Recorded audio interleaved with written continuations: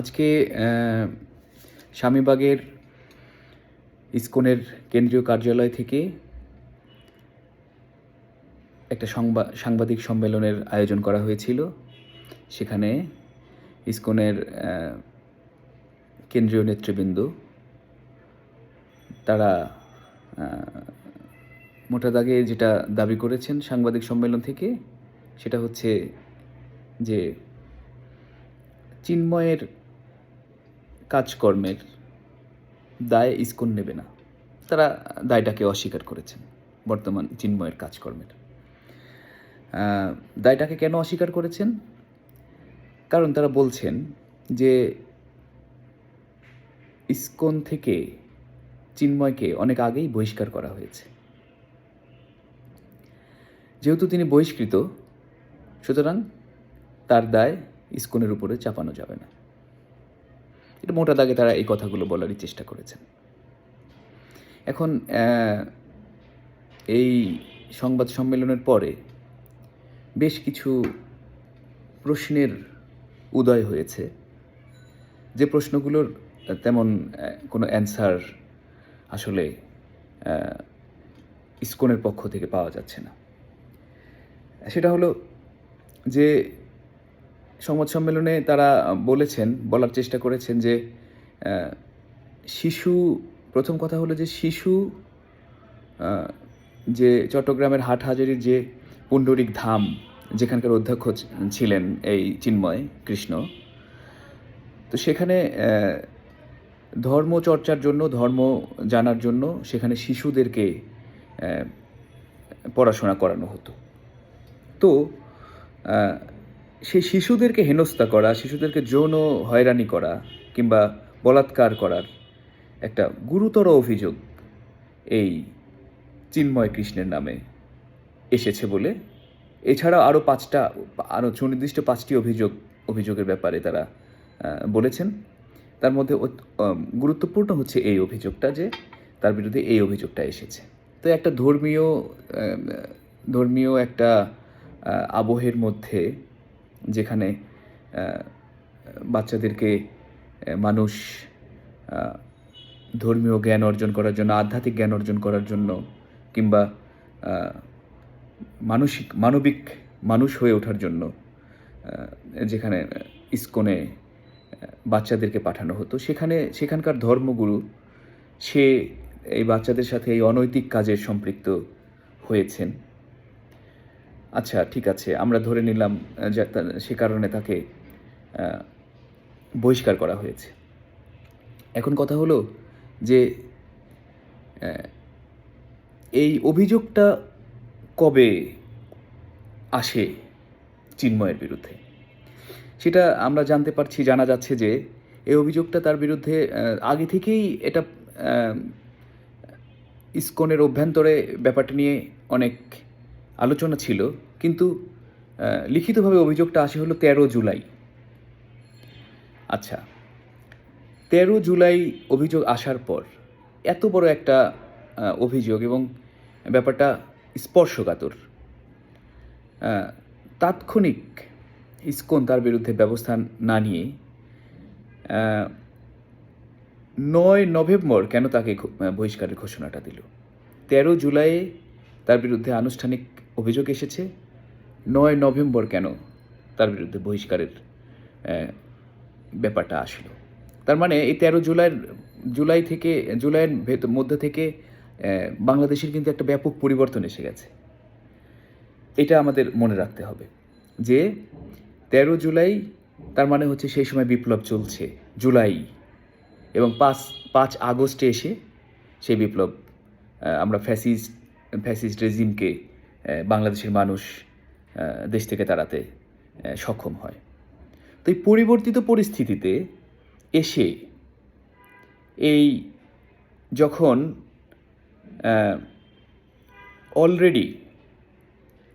Already চিন্ময় দাসের নেতৃত্বে সনাতনী জাগরণ মঞ্চ নামে আর একটা সংগঠন দাঁড়িয়ে গেছে, তারপরে এসে তাকে 13 জুলাই যার বিরুদ্ধে অভিযোগ আসলো, 9 নভেম্বরে এসে তাকে বহিষ্কার করা হলো কেন? এই প্রশ্নটা বিভিন্ন মহল থেকে উঠছে। তার মানে সেটা কি এই জন্য যে চিন্ময় কৃষ্ণ দাসকে সামনে নিয়ে এসে, যেহেতু তারা নানা রকমের এই যে 8 দফা কর্মসূচি, 8 দফা দাবি, হিন্দুদেরকে সব সংগঠনকে একত্রিত করে একটা রাজনৈতিক প্ল্যাটফর্ম করার যে একটা চেষ্টা, এই চেষ্টার পরিপ্রেক্ষিতে কি তারা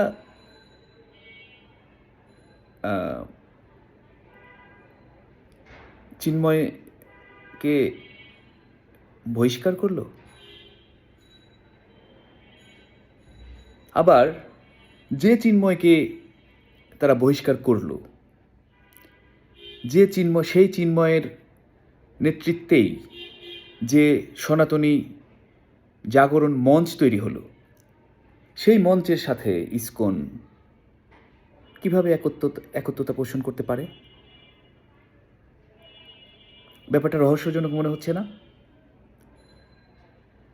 যাকে নিজের সংগঠন থেকে একটা গুরুতর অপরাধের কারণে তারা বহিষ্কার করে দিয়েছে, তার নেতৃত্বে একটা জোট হয়েছে, সেই জোটে আবার ইসকন সেই জোটের কর্মকাণ্ডের সাথে, সেই জোটের দাবিগুলোর সাথে, এমনকি সেই জোটের নেতৃত্বে যে সমাবেশগুলো হয়েছে, যেমন চিটাগংয়ের যে সমাবেশ হয়েছে, রংপুরের যে সমাবেশগুলো হয়েছে, সেখানে তো সমস্ত ইসকনের সমস্ত নেতৃবৃন্দ এবং তাদের সমস্ত সংগঠনের আমরা সবচেয়ে বেশি তৎপরতা আমরা লক্ষ্য করেছি সেই সমস্ত জায়গায়। তাহলে কেন? এই প্রশ্নটার অ্যান্সার, জবাব কি হবে তাহলে? সেই প্রশ্নটা আমি এখানে রেখে গেলাম।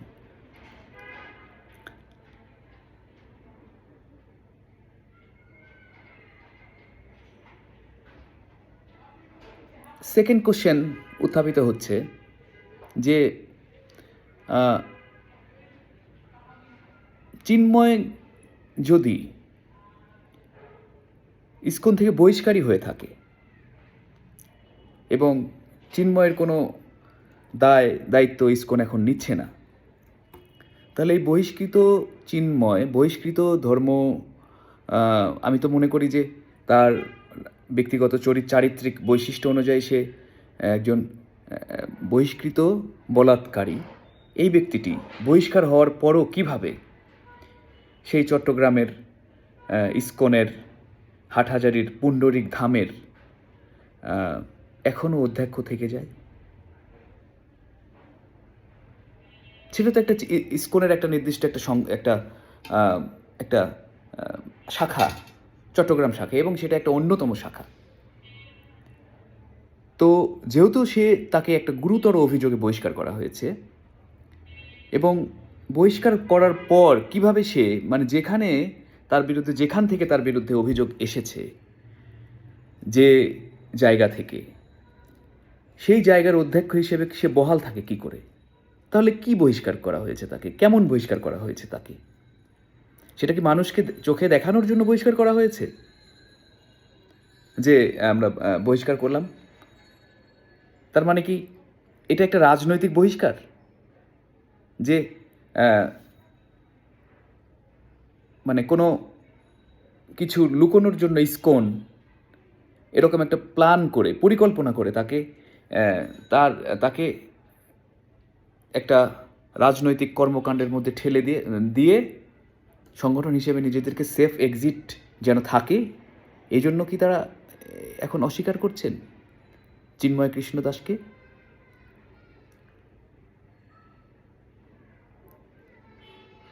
যাকে বহিষ্কার করা হয়েছে এবং যে অভিযোগের জন্য বহিষ্কার করা হয়েছে, যেখানে সে বাচ্চাদের সাথে যৌন নিপীড়নের মতো ঘটনা ঘটিয়েছেন,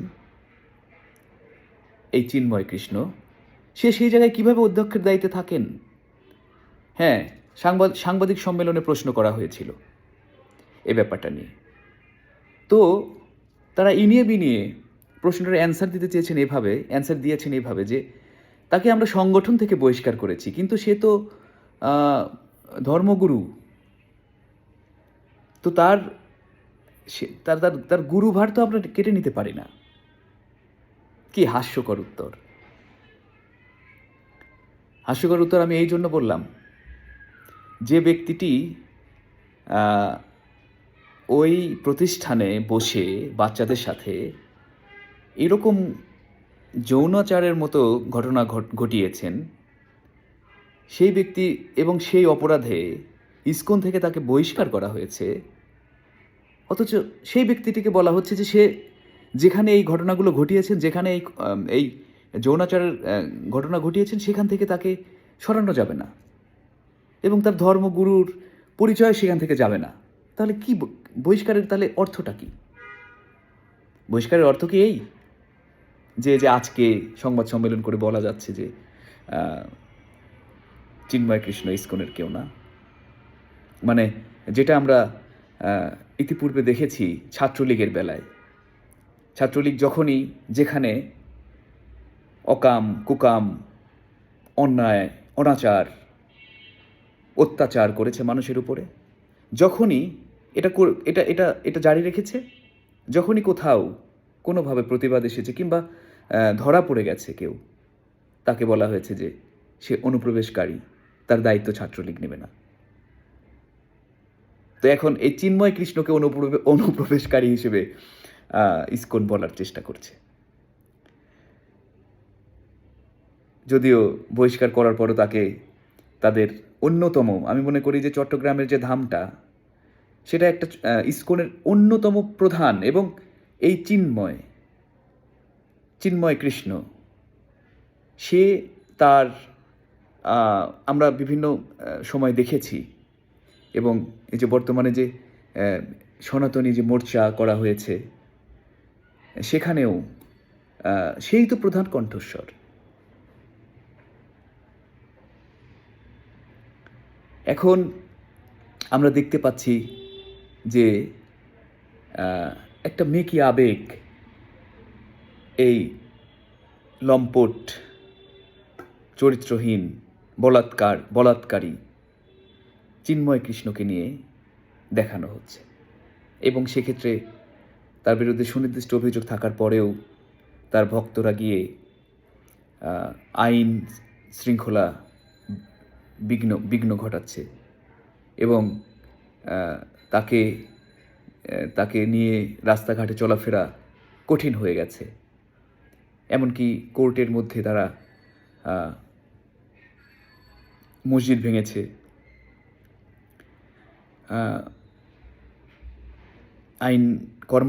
রাষ্ট্রের আইন কর্মকর্তাকে তারা হত্যা করেছে।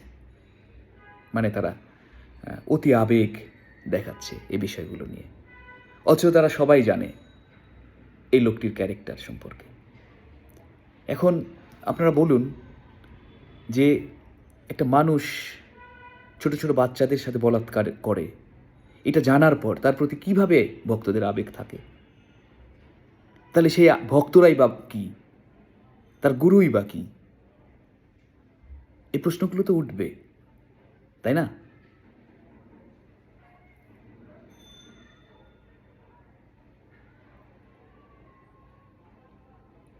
এখন ইসকন চিন্ময়ের দায়িত্ব নেবে না, এবং তার জন্য ইসকনকে দোষারোপও করা যাবে না। অথচ এই যে চিন্ময়ের নেতৃত্বে যে জোট করে উঠেছে, যে 8 দফা দাবি তারা সামনে নিয়ে এসেছেন, সেই 8 দফাকে আবার অ্যাকসেপ্ট করা যাবে, সেই 8 দফার পক্ষে আবার আন্দোলন সংগ্রাম করা যাবে, সেই 8 দফার পক্ষে বিভিন্ন সমাবেশ সে ইসকনের সরব উপস্থিত থাকা যাবে।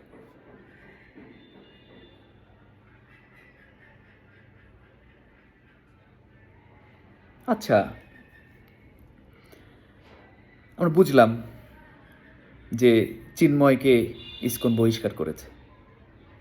আবার আমরা দেখতে পাচ্ছি, অত্যন্ত উদ্বিগ্নতার সাথে আমরা দেখতে পাচ্ছি যে একটা রাষ্ট্রীয়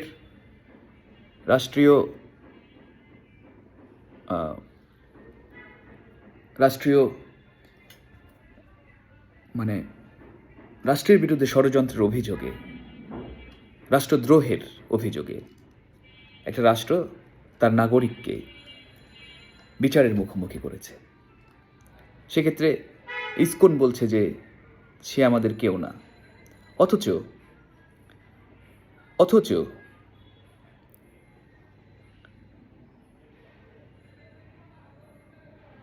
বৈশ্বিক ইসকন, যেটা সারা পৃথিবীব্যাপী যে ইসকনটা ফাংশন করে, সেই ইসকনের বিবৃতিটা কি আপনারা লক্ষ্য করেছেন? যে ব্যক্তিটি ইসকন থেকে বহিষ্কৃত তার চারিত্রিক কারণে, সেই ব্যক্তির জন্য বৈশ্বিক ইসকন, যেটা সারা পৃথিবীব্যাপী আন্তর্জাতিকভাবে ইসকনের প্রতিনিধিত্ব করে, তারা কড়া বিবৃতি দিয়ে ভারত রাষ্ট্রের কাছে এই চিন্ময়ের মুক্তির জন্য পদক্ষেপ নেওয়ার আহ্বান জানিয়েছেন। ভারত রাষ্ট্রের কাছে, অন্য একটা রাষ্ট্রের কাছে চিন্ময়ের মুক্তির জন্য আর একটা রাষ্ট্রের উপর ভারত রাষ্ট্র পদক্ষেপ নেবে, সেই আহ্বান তারা জানিয়েছেন। এখন এই যে বাংলাদেশের ইসকনের যারা আজকে সংবাদ সম্মেলন করলেন, আপনাদের কাছে প্রশ্ন, আপনারা তো বাংলাদেশ সরকারের কাছে আহ্বান জানাতে পারতেন। আপনারা কি জানিয়েছেন? আপনাদের বৈশ্বিক যে আপনারা তো বাংলাদেশ সরকারের কাছে আহ্বান জানানোর আগে আপনারা ভারত রাষ্ট্রের কাছে আহ্বান জানিয়েছেন যে বাংলাদেশ রাষ্ট্রের বিরুদ্ধে ব্যবস্থা গ্রহণ করার জন্য। এবং কার জন্য সে আহ্বান জানিয়েছেন? যাকে বলছেন আপনারা নিজেরাই বহিষ্কার করেছেন। তো বহিষ্কৃত একটা মানুষের জন্য আপনাদের এত পড়ে যাচ্ছে যে তার জন্য আর একটা রাষ্ট্রকে আপনারা আহ্বান জানিয়েছেন যে আর একটা রাষ্ট্রের উপরে হস্তক্ষেপ করবে। এটা কি রাষ্ট্রদ্রোহিতার শামিল না ইসকনের সংগঠন হিসেবে?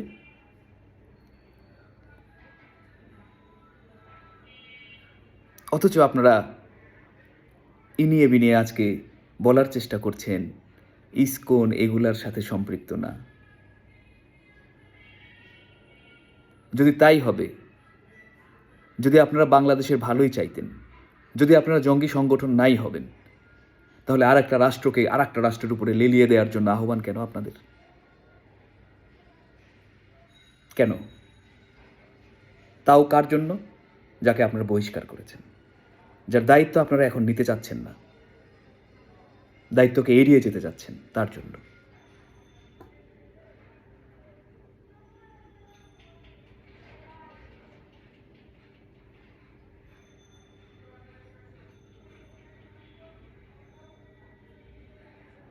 এখন কথা হচ্ছে, আমার এদেশের হিন্দু সনাতনী ভাইদের প্রতি আমার কিছু কথা থাকবে।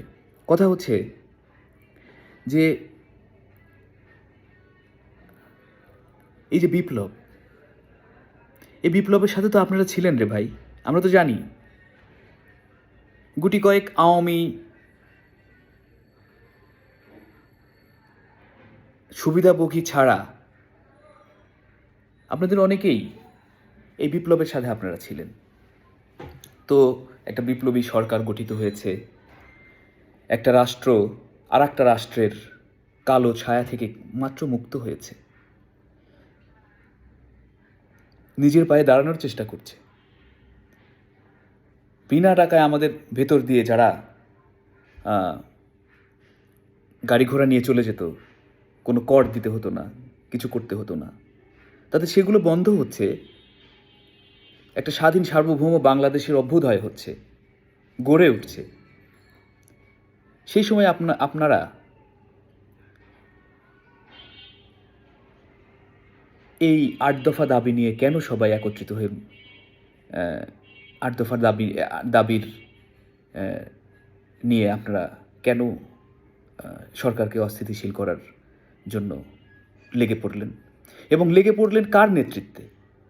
যাকে আপনারা সবাই জানেন, চেনেন, বোঝেন, যে লোকটার ক্যারেক্টারহীন, চরিত্রহীন, তার নেতৃত্বে। কেন রে ভাই? দেশটা তো আপনাদের, আমাদের সবার, আমরা একসাথে তো দেশে থাকি। 5 আগস্টের পরে আপনাদের দুর্গাপূজা এসেছে। সেই পূজায় কে দেশের মানুষ আপনাদেরকে সহযোগিতা করেনি? কি এমন ঘটেছে সেই পূজায় যে আপনারা আশঙ্কা বোধ করছেন, আপনারা ইনসিকিউর ফিল করছেন?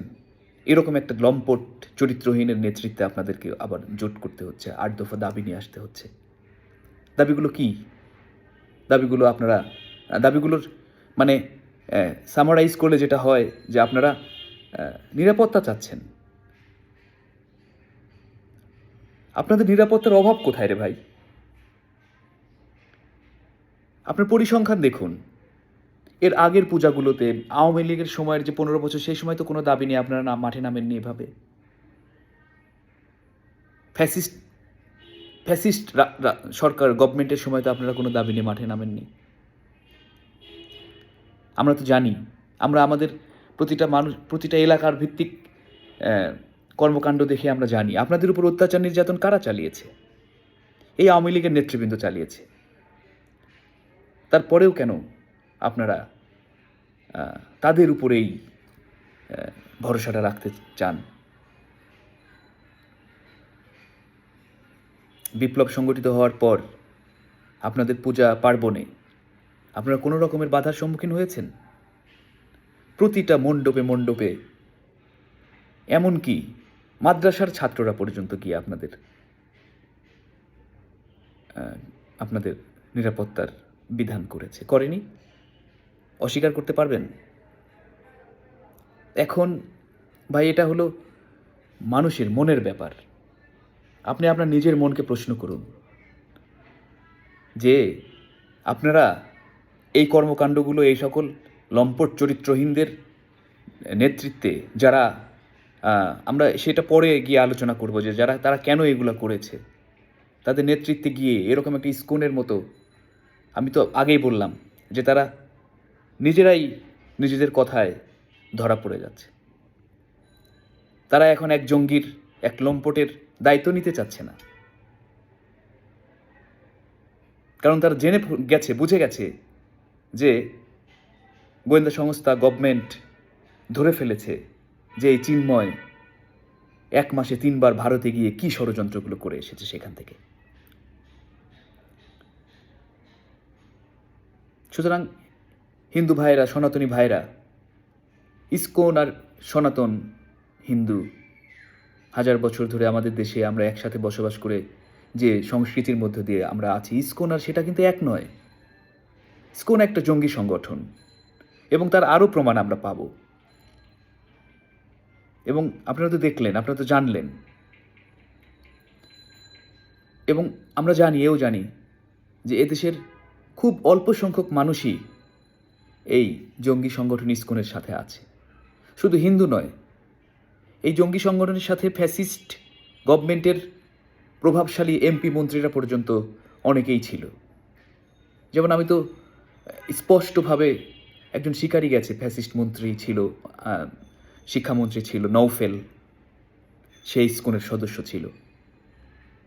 সুতরাং এই যে ফ্যাসিবাদের সাথে, ফ্যাসিস্টদের সাথে যে সংগঠন, যে জঙ্গি সংগঠনটি জড়িয়ে আছে, এবং আপনাদের ধর্মকর্মের সাথে যেটা যায় না, সেই সংগঠনের জন্য, সেই সংগঠনের একটা লম্পট নেতার জন্য আপনারা নিজেদেরকে বিতর্কিত করে তুলবেন না। এটা আপনাদের প্রতি আমার একটা দাবি থাকবে। আপনারা বুঝুন, আপনারা ভাবুন, এই দেশ আপনারা, আমাদের সবার। আপনারা এই দেশে সংখ্যালঘু নয়, আমরা এভাবে ভাবি না। এবং আমি জানি এদেশের মুসলমানরাও এগুলো ভাবে না। দেখেন,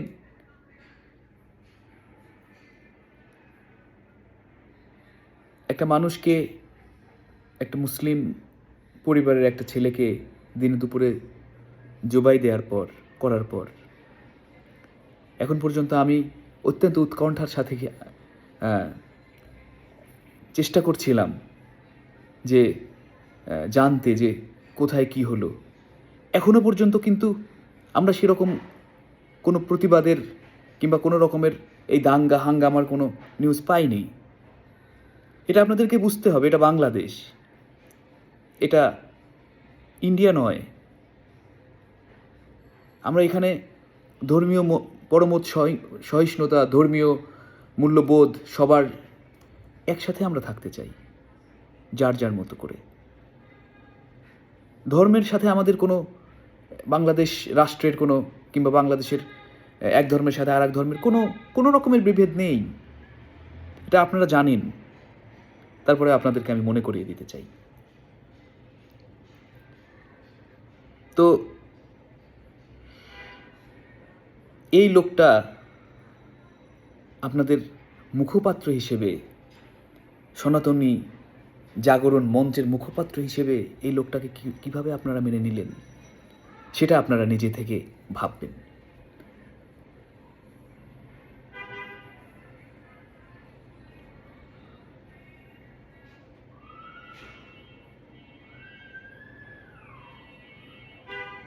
এখন আমরা আসি যে এই লোকটা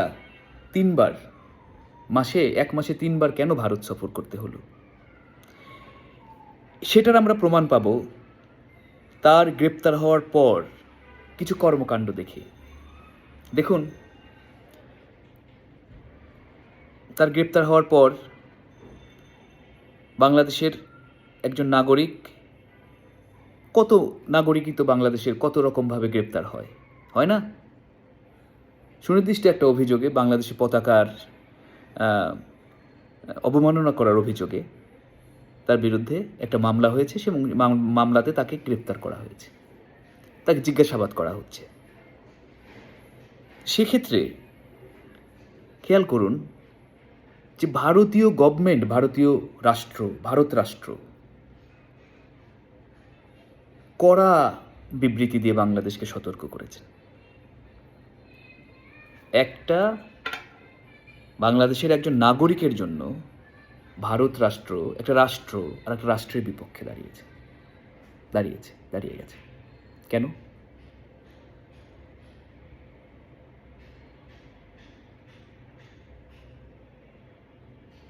একটা স্বাধীন সার্বভৌম রাষ্ট্রের নাগরিকের বিচার কি সেই রাষ্ট্র করতে পারবে না?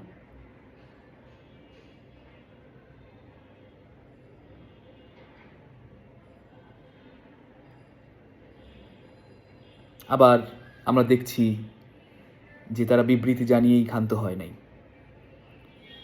বাংলাদেশ বিষয় নিয়ে, বাংলাদেশের এই ঘটনা প্রবাহ নিয়ে ভারতের প্রধানমন্ত্রী, বিজেপির প্রধানমন্ত্রী নরেন্দ্র মোদী তার পররাষ্ট্রমন্ত্রীকে ডেকে পাঠিয়েছেন এবং তাদের বাংলাদেশ বিষয়ে স্পেশাল বৈঠক হচ্ছে যে বাংলাদেশে কি হচ্ছে। আবার আমরা দেখতে পাচ্ছি যে আমাদের প্রতিবেশী ভারতের পশ্চিমবঙ্গের বিজেপির বিধায়ক, বিজেপির প্রধান শুভেন্দু অধিকারী, মৌলবাদী শুভেন্দু অধিকারী, তিনি অলরেডি বাংলাদেশের বিরুদ্ধে বিদ্রোহের ডাক দিয়ে বসেছেন। ব্যানার, ফেস্টুন, সাঙ্গ পাঙ্গ নিয়ে বাংলাদেশ বর্ডার ব্লকেট করার ঘোষণা দিয়েছেন। কেন? এই চিন্ময় কৃষ্ণকে গ্রেপ্তার করার জন্য।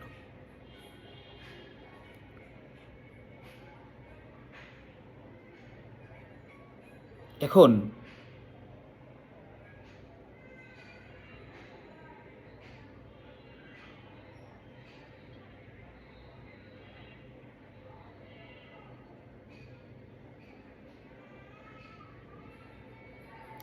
পাশাপাশি শুভেন্দু অধিকারী কি শুধু, আমরা দেখতে পাচ্ছি যে এই ইস্যুটাকে কেন্দ্র করে ভারত রাষ্ট্রের বিরোধীরা পর্যন্ত, বিরোধী দলীয় নেতৃবৃন্দ পর্যন্ত, যেমন কলকাতার মমতা, এই যে কংগ্রেসের সোনিয়া গান্ধীর মেয়ে প্রিয়াঙ্কা গান্ধী যে নতুন শপথ গ্রহণ করলেন সংসদ সদস্য হিসেবে, তিনি পর্যন্ত তারা পর্যন্ত একই সুরে কথা বলছেন যে চিন্ময় কৃষ্ণকে ছাড়তে হবে।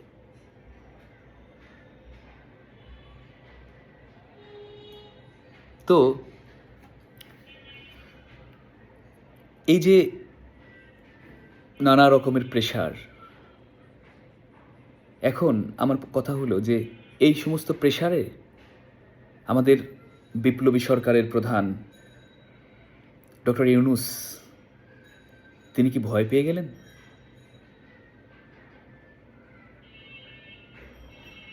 আমি মনে করি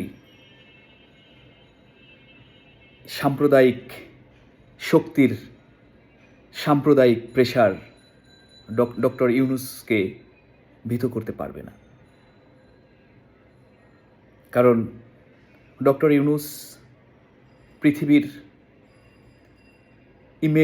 যে ইমেজের উপর দাঁড়িয়ে আছেন, নরেন্দ্র মোদী হতে পারে ভারত রাষ্ট্রের প্রধান, ভারত রাষ্ট্রের একটা বড় রাষ্ট্রের রাষ্ট্রপ্রধান, কিন্তু ডক্টর ইউনূসের ইমেজের কাছে তার ইমেজ কিছুই না।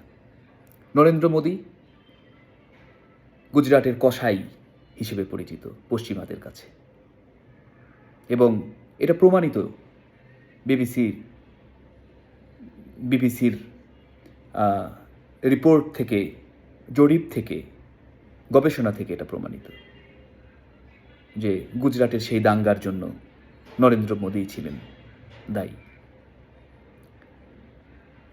এরকম একটা বিজেপি আরএসএসের মৌলবাদ, হিন্দুত্ববাদী প্রধানমন্ত্রীর আস্ফালনে ডক্টর ইউনূসের বিচলিত হওয়ার কিছুই নেই। বরঞ্চ আমি মনে করি যে মোদির এই আস্ফালন আমাদের ঐক্যকে আরও সংহত করবে।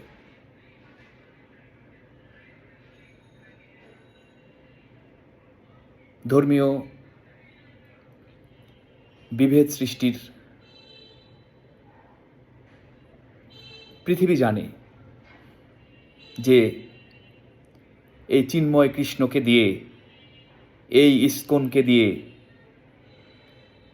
হাসিনা ফ্যাসিস্ট রেজিমের পতন হওয়ার পর নানাভাবে সংখ্যালঘু ট্রাম্প কার্ড খেলে বাংলাদেশকে, বর্তমান গভর্নমেন্টকে নানাভাবে বেকায়দায় ফেলার যে সীমাহীন অন্তহীন ষড়যন্ত্রের মধ্যে লিপ্ত হয়েছে ভারত রাষ্ট্র এবং নরেন্দ্র মোদী, এটা সারা বিশ্ব জানে। এবং বিশ্ব এও জানে যে তারা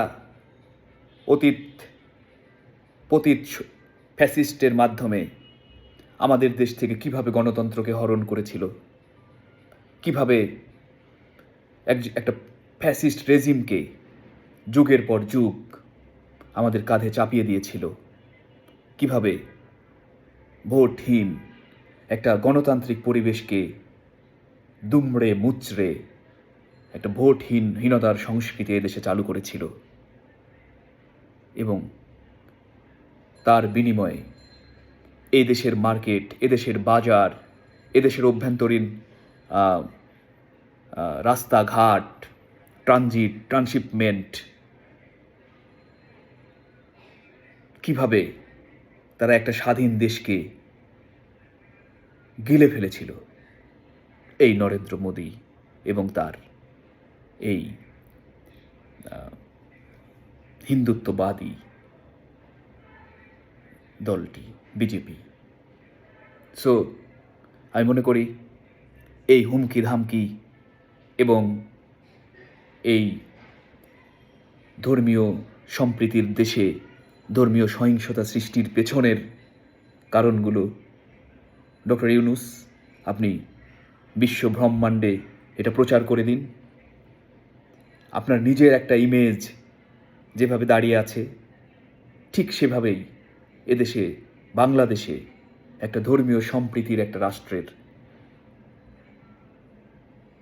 বাণী পৃথিবীকে ছড়িয়ে দিন এবং এই যে ভারতীয় আগ্রাসন, নানাবিধ আগ্রাসন, আকাশ পথে আগ্রাসন, স্থলপথের আগ্রাসন, জলপথের আগ্রাসন, অর্থনৈতিক আগ্রাসন, এই আগ্রাসন মুক্ত স্বাধীন সার্বভৌম যে বাংলাদেশের অভ্যুদয়ের স্বপ্ন বাংলাদেশের মানুষ দেখছে, সেই স্বপ্নকে আপনি সামনের দিকে এগিয়ে নিয়ে যান। এই ইসকন, চিন্ময়, লম্পট, এদের এই প্রেশার সব কিছু বাংলার মানুষ বুক দিয়ে ঠেকিয়ে দেবে ইনশাআল্লাহ, এবং আপনার নেতৃত্বে আরও সংঘবদ্ধ হয়ে বাংলাদেশকে সামনের দিকে এগিয়ে নিয়ে যাবে ইনশাআল্লাহ। এই বলে আমি আমার কথা আজকের মতো শেষ করছি। খোদা হাফিজ।